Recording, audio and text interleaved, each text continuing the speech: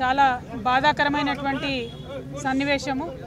ఈరోజు వాంకిడి ఆశ్రమ పాఠశాలలో మరి విషతుల్యమైనటువంటి ఆహారం తినడం వల్ల ఒకేసారి ఆహారం తిన్నటువంటి 30 మంది బిడ్డలు కూడా మరి సిక్ అయినటువంటి సందర్భంలో వారిని మంచిర్యాల నుండి నిమ్స్కి షిఫ్ట్ చేసి దాదాపు 15-17 రోజులు అవుతున్నా కూడా ఇప్పుడు నేను చూసొచ్చినటువంటి పాప ఇంకా కూడా వెజిటేటివ్ స్టేట్లోనే ఉన్నది। దాదాపుగా వెంటిలేటర్ మీదనే చాలా రోజుల నుంచి ఉన్నటువంటి సందర్భం।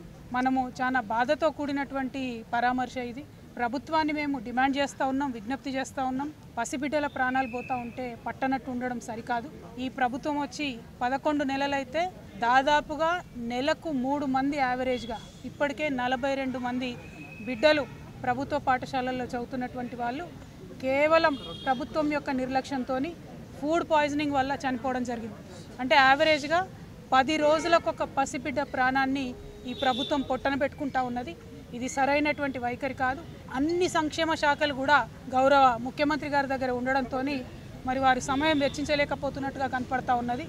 ఒక్క 10 నిమిషాలు మీరు పాఠశాలల్ని పసిబిడ్డల గురించి ఆలోచించి రివ్యూ చేసినట్టయితే ఈ ప్రాణాలన్నీ కూడా కాపాడేటటువంటి పరిస్థితి ఉంటుంది। నిన్న పేపర్లో చూసాం, నారాయణపేటలో హాస్టల్లో అన్నంలో పురుగు వచ్చిందని చెప్పి పిల్లలందరూ ధర్నా చేస్తే స్వయంగా ముఖ్యమంత్రి గారు మరి రివ్యూ చేసిన తర్వాత తెల్లారి మర్నాడు కూడా మళ్ళీ అదే సీన్ రిపీట్ అయితే పిల్లలంతా ఇప్పుడు కూడా ధర్నా చేస్తున్నటువంటి పరిస్థితి మరి కనబడతా ఉంది। దయచేసి ఈ ప్రభుత్వాన్ని విజ్ఞప్తి చేస్తూ ఉన్నాం, మీ ప్రాధాన్యతను గుర్తించండి।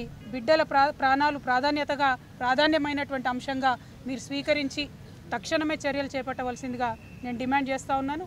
ఆదిలాబాద్ టు ఆలంపూర్ మీరు ఏ ఒక్క పాఠశాల చూసినా, ప్రభుత్వ గురుకుల కావచ్చు, ఆశ్రమ పాఠశాల కావచ్చు, ఏది చూసినా కూడా ప్రతి పాఠశాలలో ఏదో ఒక ఇన్సిడెంట్ జరిగింది।